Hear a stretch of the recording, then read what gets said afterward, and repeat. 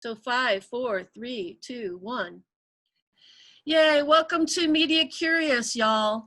Karen Kring here, and today we're welcoming Mary Schmich to the show. Yay! Mary is a columnist for the Chicago Tribune. She's been doing that since 1992, and so I'm glad she found some time to be with us. So hey, Mary, how you handling the pandemic? Well, one of my favorite words in the pandemic is Corona coaster. You know, yeah. I think like most people, it's like, ooh, it's leveled out some. Yeah. I will say that this is as terrible as it sounds, it's a wonderful time to be a journalist. Why do you say so? Because, well, for a couple of reasons. One, I mean, it's a fascinating story. I hate to reduce the world to story, but that's what I do. That's what we do. Sure. And also, I mean, I realized early on in this for myself that it provided me some sense of purpose and control in this moment when people feel that they have had control stripped away from them. When so many people have lost work and the sense of purpose that comes with that. So I've just been grateful to be able to, as well as living through this, to observe it and try to make some sense out of it. Observe it and have a gig where you can share what you're observing and exert a sense of control. Right. Yeah. Right. You are, besides being a journalist, you're a yoga teacher, and you were talking before we got on about doing Zoom via yoga. So how's that going for you? Well, early on in the pandemic, the yoga studio where I teach, Yoga View, it closed like all yoga studios did. And then for a while, there was no yoga, but very quickly they figured out, A, people wanted yoga, B, if you're going to stay in business, you got to offer some yoga. And the owners, Tom and Quinn, asked me if I wanted to teach Zoom yoga. And I first thought, no, just not.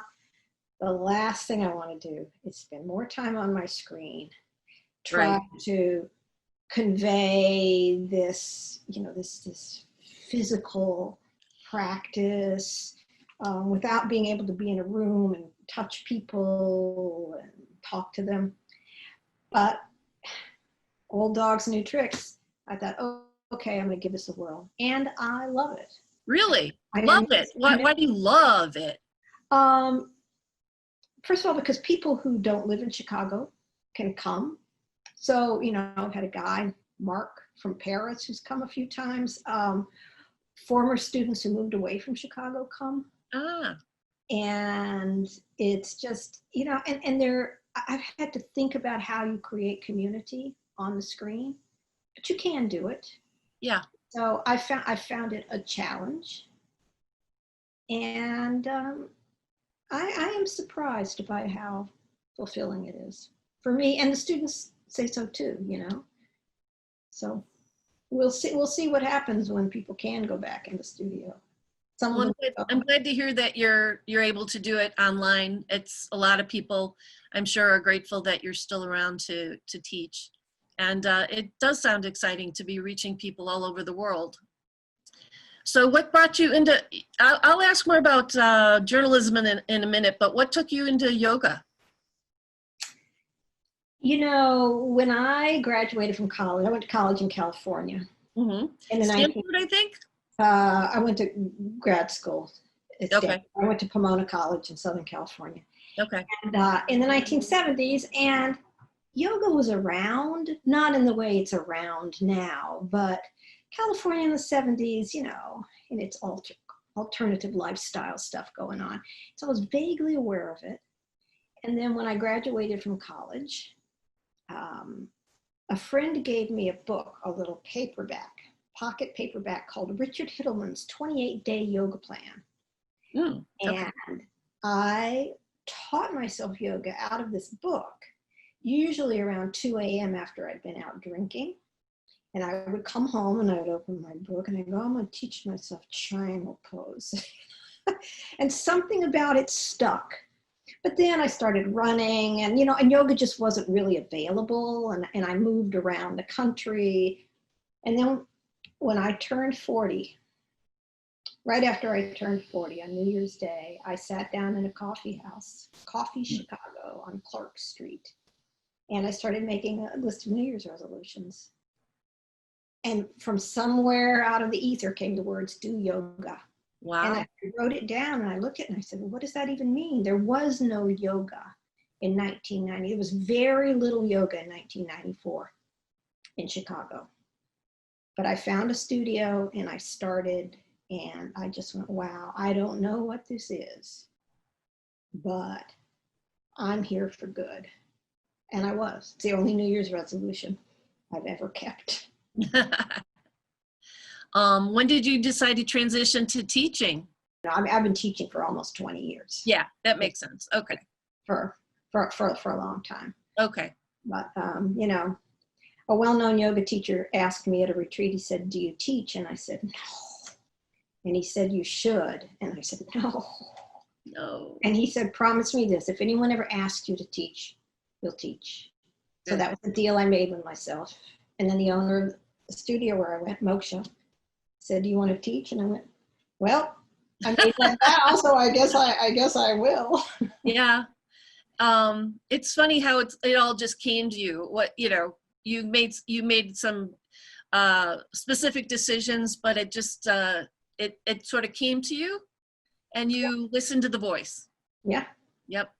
It's a lot of what life is. It's a lot of what journalism is in some ways, you know. Mm-hmm. And hey, as long as we're not diving into journalism yet, tell me about your musicianship. I know you play piano and mandolin. Is there anything else I don't know that you play?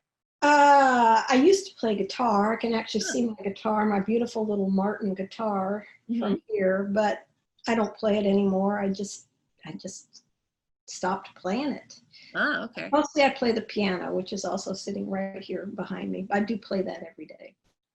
I can see my mandolin reprimanding me for not playing it as often as I should. You definitely listen to voices, yes.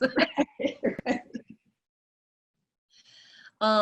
You at least annually you play at the Old Town School of Folk Music. You do Christmas, a holiday show. Right. My column colleague Eric Zorn and I, many years ago, wow, 21 years ago, I wrote a column lamenting how people didn't sing Christmas carols anymore. And Eric came up with a challenge. He said, well, I challenge you. Let's put on a show. And I said, no way, no way. I do resist the voices, you know, at first. But then he said, you know, I said, if you can find us some real musicians, you know, you and I are not sitting up there and having a hootenanny. So he recruited some musicians from the Old Town School of Folk Music. And then the thing just got bigger and bigger and bigger. And we do 6 shows a year and they all sell out. But this year, we are trying to, it's called Songs of Good Cheer. And we're trying to figure out how to do it on Zoom. You know, how do you do your holiday hootenanny on Zoom? I hope that goes worldwide as well. From your lips.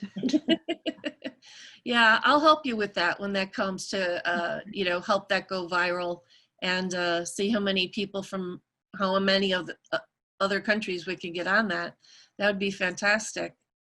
How long have you been playing piano? The instrument you've been having a relationship with the longest time. Yeah, you know, my mother was a real pianist, a fantastic pianist, but then she had 8 children and we didn't have a piano in the house. But she always made me believe in the piano, and I learned, you know, how to play on a cardboard keyboard. Oh. How you learned in Georgia in the 1950s. Mm-hmm. And then occasionally during my childhood, we would have a crappy old upright piano, and I would take a few lessons here or there. But really, I didn't start playing seriously. Well, in high school, my parents were in a bar, and they met the barroom piano player named Art Fine, who was really, really good. And for maybe 8 months, they paid him, or often didn't pay him, but he came to my house to give me lessons on how to what I consider fake piano. So he taught me how to read the chords, how to take just a melody line. Okay. And the chords, so that I could play almost anything. Wow.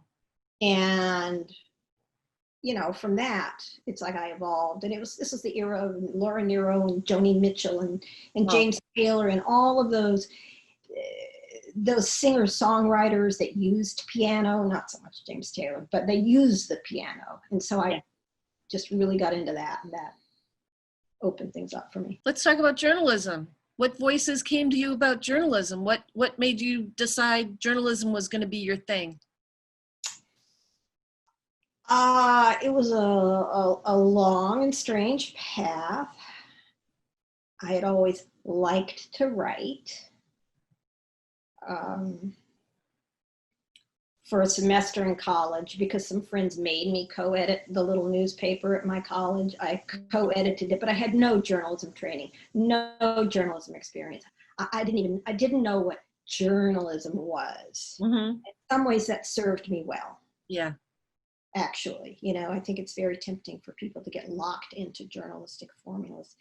But then I went off and I worked in college admissions for 3 years, and I got a fellowship, and I went to France. And I didn't know what I was going to do in my life. And my boyfriend back in California said, you should go to journalism school. I'm always kind of embarrassed to admit that I got into journalism because some guy told me. A guy. But he, you know, he came from a professional family, and I did not. You know, my dad was a house painter. I really didn't know how to visualize my life in a practical way. Mm-hmm. And he did. He understood. Well, if you want, you know, you should become a journalist. You would be a good journalist. And I said, I don't read newspapers. It doesn't matter. You would be a good journalist. And the way you do that is you would go to journalism school. So while I was living in France, he sent me applications to 3 journalism schools. I filled them out, not intending to go, mostly to appease him. And they all let me in, but I hadn't filled out financial aid forms. So 2 of them were 2-year programs. I go, I'm not going to journalism school for 2 years. Stanford was a 1-year program. God bless him, while I was still living in France, he drove down to Stanford and he said, you let my girlfriend in. She doesn't have any money. She really wants to come. And they found money, and I wound up in journalism school. Ta-da! Thank goodness for friends. You know? And then right down the street from Stanford was a little paper called the Peninsula Times Tribune. Oh. And I still didn't plan on being a journalist. I was going to go live in France. But I walked in right before I went back to France for a few weeks in the summer. England, actually, then. And I put in an application just because it felt like the right thing to do, you know. I got a call while I was out of the country saying, are you ready to come to work? And all of a sudden, there I was. And then you were a journalist, yes. Covering Cupertino, Los Altos, and Los Altos Hills, in 1980. Mm-hmm. General assignment? Yes, right when Silicon Valley was becoming Silicon Valley. Okay. Apple was new. You know, they were ripping up the old Yugoslavian orchards to turn them into tech places. Mm-hmm. And, you know, that was my introduction to journalism. So it was, of course, thrilling. Even though I didn't know what was going on, honestly. You understand it only in retrospect. Well, yeah, I mean, I really did not understand what was happening. You know, I knew, wow, they're tearing up the old Yugoslavian orchards. Right. Oh, okay, I see. And, right. You know, I'd go interview the old Yugoslavian farmers who were talking about how they were coming to take their land and they were going to turn it into something. Right. You know, something that made computer chips or something. Right. It was all totally new. Yeah. That was an interesting time to be covering that. What, you know, and you didn't know, like you said, in retrospect. Right. You did not know where that was going. I mean, maybe some people did, but you know, Steve Wozniak and Steve Jobs were just these young dudes. Yeah. swashbuckling around. How long were you at the, did you say Peninsula Times? Peninsula Times Tribune, yeah. Yeah, and how long were you there for? I was there for 2.5 years, and then the editor there went to Orlando to run the Orlando Sentinel. Ah. And he started recruiting me to come to Orlando. And I said, why would anyone leave Palo Alto, California to go to Orlando, Florida? I still remember this phone conversation. And he said, how old are you? And I said, 29. I'm sitting on my new love seat sofa that I just bought with my salary. I was so excited to have. I said, 29. He goes, do you want to turn 30 working for the Peninsula Times Tribune? And I said, Dave, I just bought a sofa bed. That's right. And memorable words, they became kind of my mantra. He said, fuck the sofa bed. And so that's been my mantra ever since. You know, whenever I'm like afraid, right. I've gotten comfortable, and I just I really don't want to move. I don't want to do the heavy lifting. I just think, fuck the sofa bed. That's fantastic. So you went to Orlando, which was not far from where you grew up. Right. Relatively speaking to California. Right. Though it was also a different world. Orlando exists, or certainly at the time, it was the dividing line between the South and whatever Florida below it was. You know, it's marginally Southern, but it wasn't Southern in the way of Savannah, Georgia. Except in some ways it was. I mean, it's a mixed bag of a place. And, the exciting thing about Orlando was that you had Cape Canaveral right there, the space program. Disney World had just started in Orlando. Yeah. I was thinking you're on the cusp of a lot of things just starting up. Yeah. Yeah. So my first 2 jobs were very much about places that were in the throes of enormous change and development. And when I got to Chicago, which was 2.5 years later, the Tribune called me up one day and asked if I wanted to come work there. They own the Orlando Sentinel, so they. I was going to ask, they were owners some of my Orlando stuff, and I'd never lived north. I'd never owned a coat. I had never really lived in a big city. Wow.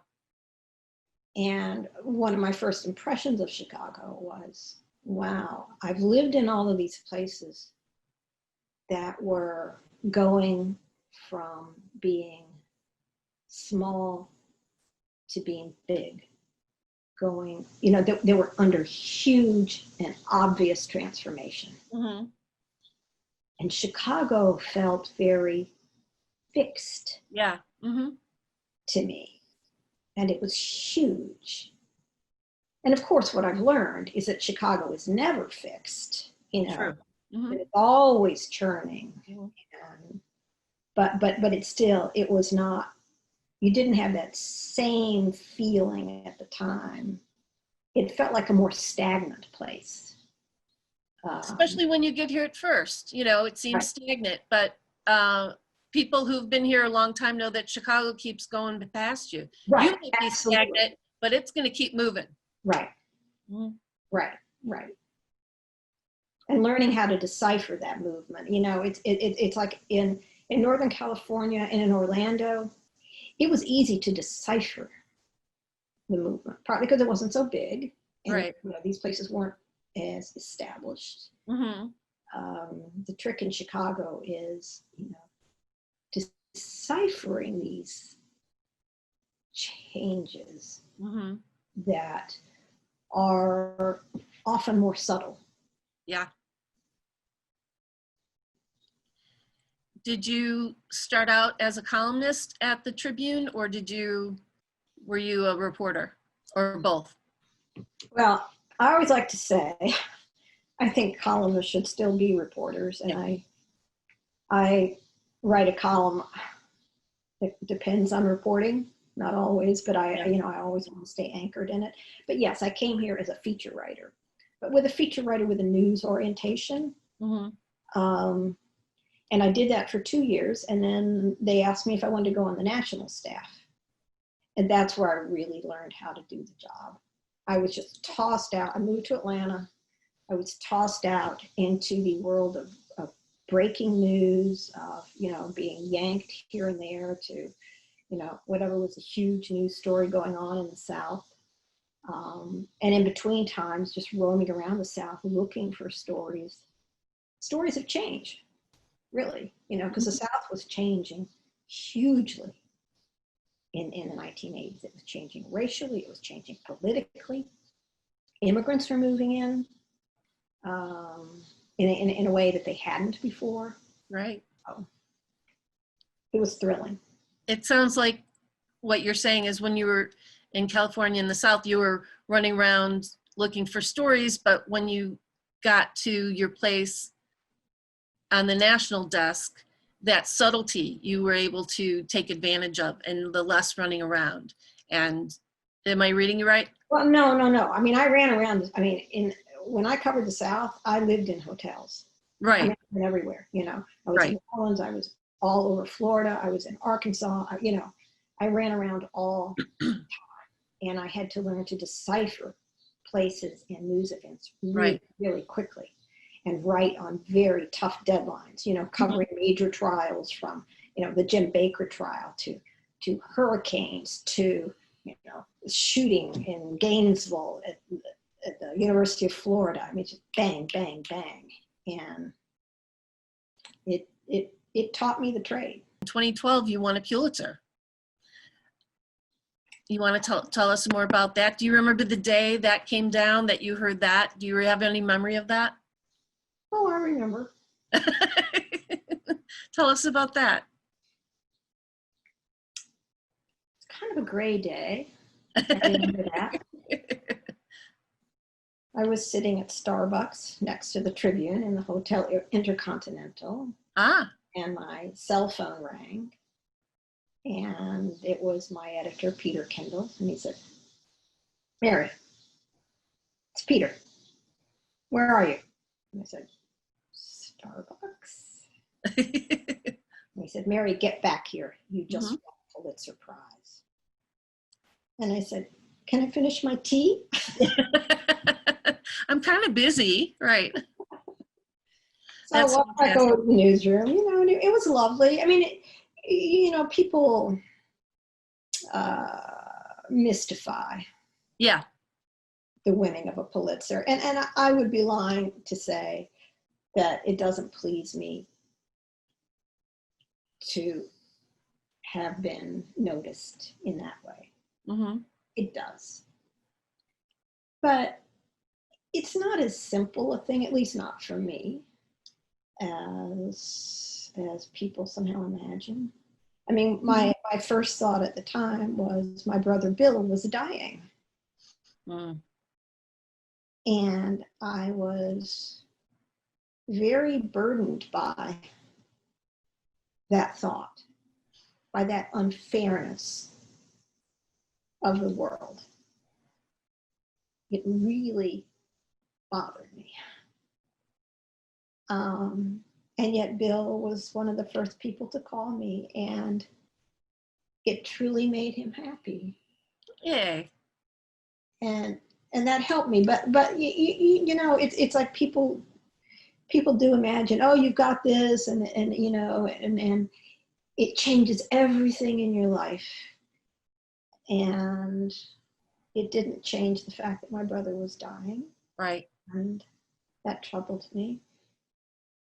And then, people started saying to me, even one of my editors said, "Well, I hope you're not one of those people who, once they get a Pulitzer, just can't write anymore." Thank you. You know what? Maybe if I were 32 years old, it would have crippled me in terms of work. But I'm 58 years old. Right. Or was I 58? 2012. 12. or 9 or 59. I don't know what month you were born. I was born late in the year, so 58. Right. Okay. I was 58, and the truth was, while it was nice, it wasn't going to change the course of my career. It was not going to significantly adjust my perception of who I am. Right. But it's nice. I'm Nice. glad. Did they give you a thing? What did they give you? Did they give you something for your mantle? There's a little thing about this size. Uh-huh. I got it somewhere. Somewhere, yeah. Something to dust. Yeah, I mean, I honestly don't even know where it is, and I'm not saying that faux modesty, right? It's just like, where would you put that? Yeah, right, yeah. You speak French, yes? I lived in France twice, for a period of almost 2 years, and my French was pretty good for quite a while, but it's been a while, so. Do you try to keep it up? Do you do anything to keep it up? Have you been back to France? Yeah, I've gone to France many times. My brother, Chris, I have 5 brothers, 4 now. Chris lived in France for a long time, and so I would go see him all the time, and that was always a great way to keep speaking and stay in touch. But now he lives in Russia, and I'm not going to Russia, though I did once, but I'm not learning Russian. So my French is dusty. Yeah. You talked about, did you go there to France initially on a fellowship? I went the first time on a semester abroad. Was that via Rotary? The second time it was. Second time, okay. Yeah. Because I joined Rotary. I'm a member of the Rotary Club of Evanston. And when I read that you had a Rotary fellowship, I was like, yay, Rotary, has all sorts of tentacles, reaches all sorts of people. What's so interesting about that is that I used to get these letters from the Rotary Club, international headquarters of Evanston. I had no idea where Evanston was. Right. I mean, I was living in California, and then I would get these letters while I was living in France, Evanston. What is Evanston?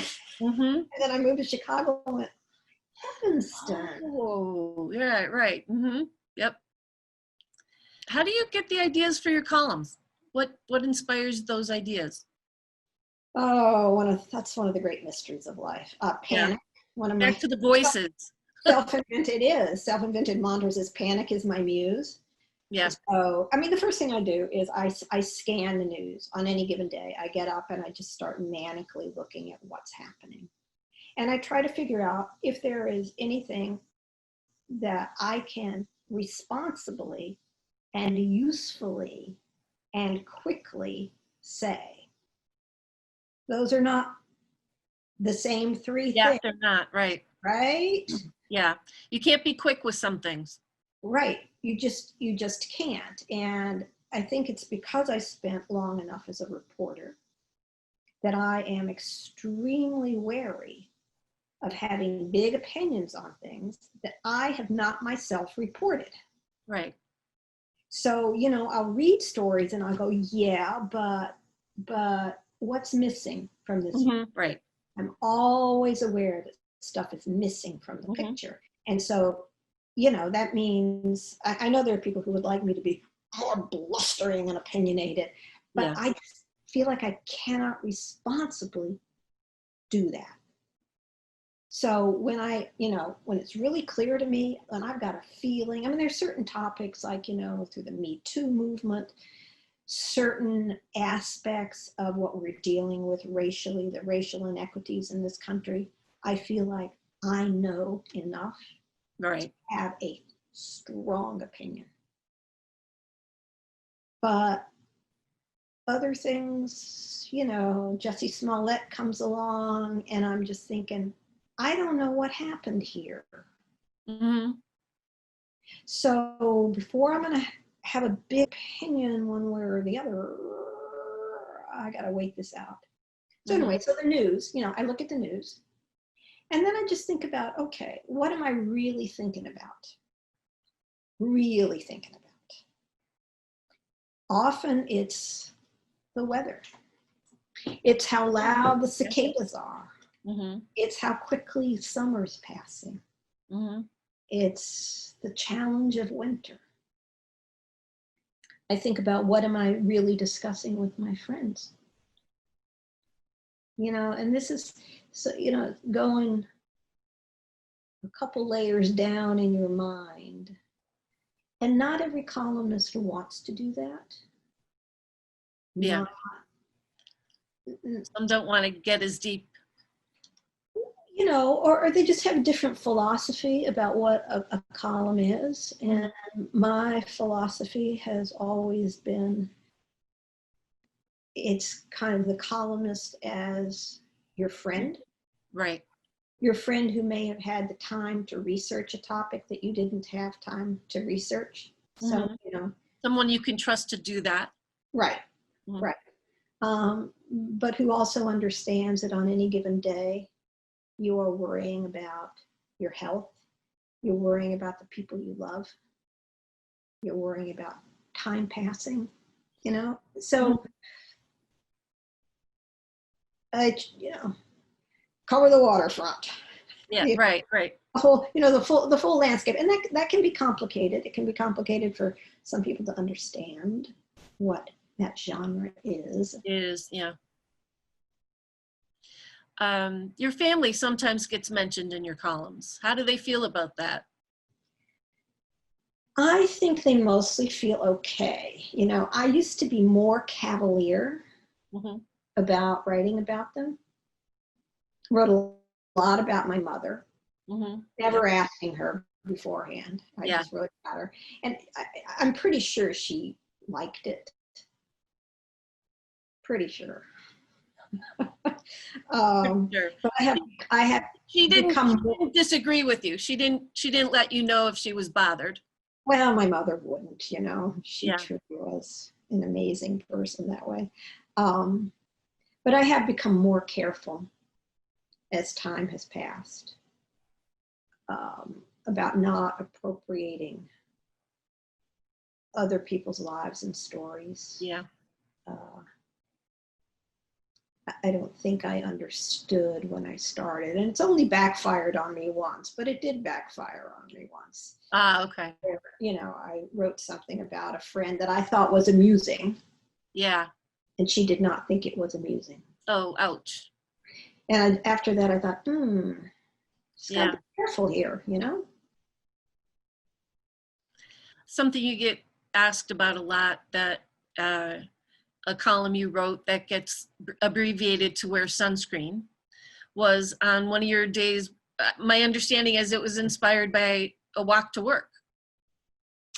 It was 1997, end of May. I was walking to work, trip to Tribune Tower from my house along Lake Michigan, and I saw a young woman sunbathing. It wasn't even all that warm, May in Chicago. But she was sunbathing, and I just thought, oh my God, I hope she's wearing sunscreen. Because I didn't at that age. And it shows. And it was my third column of the week. I had no idea what I was going to write. But after I had that thought, I kept walking, and I thought, well, it's graduation time. I could write a mock graduation speech. Because I'd reached an age, I think I was 42. Yeah. I'd reached an age where I just wanted to deliver advice to young people. I didn't know what advice, but wear sunscreen would be part of it. So I went to Tribune Tower and I sat down. I got some M&Ms. I got a cappuccino, and just spent the afternoon typing up some thoughts. And the rest is history. It's been recorded by others. It's been misappropriated. It's had a life of its own since then. It has. Baz, the movie maker, recorded it, and it became this huge international hit in several languages. It was #1 in England in the summer of 1999. Yeah. Cool. So how do you feel about that? What's that feel like, to have had that specific column have so many legs? On the average day, I don't have any feeling about that. Yeah, sure. Sometimes people ask me about it, And when I think about it, when I reflect on it, I just think, isn't that cool? Isn't Yeah, that wonderful? good. Mhm. You know, something of the millions, not an exaggeration, I think, millions of words I've spilled out into the universe, that 750 or so of them have had this long life Mhm. and have meant something to people. But it also feels out of my hands now. Mhm. It's almost beyond me. It's like, yes, I wrote them. I know exactly what each of those lines means. I Yeah. know the life I lived to write each of those lines. Mhm. But it really exists beyond me now. Yeah. And Yeah. that is a great, if mystifying, honor. Like a good painting where people get to bring themselves to it as well Right. and interpret it. Did it take you long to write that column or? No, course of an afternoon. I mean, Yeah. you know, I got to work around noon. I was done before 6 because Mhm. that's when deadline is. And I do remember going home and thinking, oh, I kind of like that. Yeah. You know, you finish, I write, you know, 3 times a week I write a column. Mhm. Sometimes I think, oh, I kind of like that. And Good. other times I think, thank God there will be another one. Because, Yes. You, it's great until the next deadline comes. So right. yeah. So you're highly accomplished. You used to write for Brenda Starr, the comic strip. You have books out. You've done a lot. Is there anything that is left undone that you still kind of want to do before you hang it up? Well, I have trouble even seriously approaching the idea of hanging it up. Yeah. Though I've reached an age where people are always asking me, so are you going to retire? So what's the deal? Are you taking the next buyout? Are you know, Yeah. Right. what? I just haven't gotten there. I've never been very good at thinking far into the future Sure. or plotting my life. And thank God for boyfriends and for Exactly. some bosses. Voices will come to me and say, hey, and sometimes it's a real voice, sometimes it's just a voice in my head. Right. Mm-hmm. You know what you should do now? This. Why don't you do this? Yeah. So I am waiting for the voice to tell me what the next thing is. And I haven't heard it yet. Yeah. And I still find the work I do gratifying. Writing, a little bit like yoga, is something you can do for a very long time. Well, yes, writing is. Writing for pay is. Yeah. Yes. Exactly. Yeah. You know, so I mean, Story. I've been a journalist for what, 40 years? Yeah. That's shocking to say. Mm-hmm. Um, and I know the young reporters think, what? How old are you? Right. And how long for the Tribune? Just the Tribune? Right. And it hasn't all been just for the Tribune, but it's been 35 years. Yeah. That's a long time. Well, at one place. Yeah, for 35 years. And I've seen, you know, just these remarkable shifts in the world, Yeah. in the newspaper industry, and how it's not exactly the change in how we do our work. I mean, reporting is still reporting, right? Mm-hmm. Thinking still thinking. Mm-hmm. But certainly the technology has changed. The pressure of the digital age shapes what we do in ways that are hard sometimes to articulate. Mm-hmm. And the fact that everybody has access to you now, especially if you're a columnist, is a strange thing. You know, so writing a column has always been a public endeavor. Yeah. You're out there, your name's out there, your photo's out there, people respond to you personally, and that is wonderful, except when it's awful. Yeah. And now, and this isn't brand new, but you know, in the past decade, 12, you know, dozen years or so, you know, the rise of social media coupled with email, everyone has access to you all the time. And everyone has an opinion about you. So living with all of that noise. Yeah, how does that shape the way you think about what you do? I don't know. I honestly don't know. I do know it affects me. I do know that having all of those voices in your head every day is not a peaceful thing. What do you do besides yoga to kind of relieve that pressure, or to? I play the piano. I walk. Gosh, during the pandemic, I'm probably walking 10 miles a day. Yeah. And, you know, I have deep relationships with people, which helps me. You've got good friendships. That's huge. It makes a Very difference. fortunate in that regard. Yeah. Would you, just riffing on that, what do you think of the idea that friendships are being threatened by the pandemic, that the ability to go see people has been threatened? Yeah, I think about that a lot. I mean, in some ways, it's intensified certain friendships. You know, I have a couple of friends here who live in the Chicago area, right? So we're in the same time zone. But we have our walk and talks. Yeah. You know, I talk to them more now than I did before, frankly, because we're out walking, and it's, you know, Barbara Broughton will text me like just this morning, go, Mary, are you out yet? You know, you want to talk? You want to talk? Great. So in some ways, it's I think intensified a certain kind of conversation.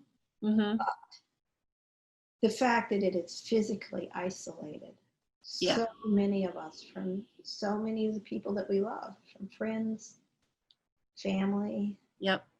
This is not good, and it is not sustainable. No, and we're going to need to, it's one of the things we're going to need to figure out how to get beyond, how to adjust to, not adjust to the deprivation, but to adjust to work a little harder to bring people in. So I think. Right. I mean, you know, it's like people keep saying, well, how much longer do you think we're in this for? And right now, in late August of 2020, I'm saying May of 2021. Yeah, sure. That's my hopeful guess. Yeah. But I think all of us right now are, you know, you're just finding the door you can crack open just to get some air in, right? So it's different things for different people. It's been interesting to watch, you know, what is the thing that each person needs to do just to stay sane, still trying to be responsible. I went and got a massage the other day. Yay. After, you know, vetting Urban Oasis, they're great. The protocols they had in place, you know what, the CDC should go study them. You know, it's like they, you know, these fantastic protocols in place. But I was apprehensive. Yeah. It's like, wow, is this irresponsible of me to do this? But that's the little door I needed to crack. Still not going to a bar. I'm not going to a restaurant, even to sit outside. But I respect that there are people who need to crack that door. Yeah.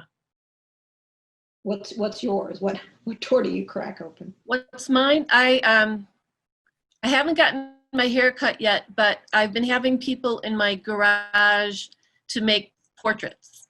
And so we mask up initially, and then when we're 6 feet away, then we'll unmask, you know, and it's been a great creative outlet. And so has this Media Curious. So thank you for participating. Your one hair of looks the other, great. You need to get it done. thank you. One of the other things that I do is I make I do deliberate things to call friends, to call them and take a walk if I can. So Right. that's what I'm doing. Right. But did you get your column done today? I didn't have a deadline today. I had a deadline yesterday. Yesterday. Okay, so we're on the relaxation part until it comes due again tomorrow. Do you have one? Tomorrow. And then again on Friday. But Yeah. I had a doctor's appointment, and that was another thing. It's like, am I going to keep this doctor's appointment? Mm-hmm. I just decided, yeah, I am. Well, good. Okay, good for you. Is there anything about journalism or your life or these times that we should be talking about? You're the interviewer, Karen. I mean, Well, and that's a good interview. Ask the big question. So I appreciate the conversation, and I've asked what I wanted to ask, but I just want to keep it open for you. If you have something where you have on your mind that you'd like to talk about, or should we just wait to read it in the paper? whatever it may be. I mean, I don't know who, might be watching this, but one of the things that I really wish more people understood, that even media savvy people do not really understand, is how careful you have to be about what you read and how you read. Mm-hmm. Yeah. Do tell. We're all living in this hyperactive, hyper-partisan state right now, this agitated state. I'm agitated too. There are reasons to be agitated, but I'm constantly surprised by a lack of vigilance among people that I think should know better, and imagine they do know better. Mm-hmm. about how they read. Mm-hmm. So many people are getting so much off social media and not, they're not waiting for a full story to develop on critical matters. Mm-hmm. You're not going to more than one source. You just need to read on the things that matter. You don't have to read every update on everything. Mm-hmm. But people need to be careful about where they get their news. They need to do some investigation about, what the reliable media organizations are. Mm-hmm. If something comes by them on social media, they need to look at it and question, where did this come from? Right. I've seen really smart, educated people sharing nonsense on social media. So, and it's such a quick thing. Share. Right. Yeah. Right. So. But without saying, where did this come from? Right. And why might this have been written? Right. Or communicated. Right. So. Well, that's my little lecture. Okay. Journalism lecture. Thank you, Mary. Thanks for joining me on Media Curious, and I appreciate you taking the time. Yeah. Thanks for inviting me. Thank you.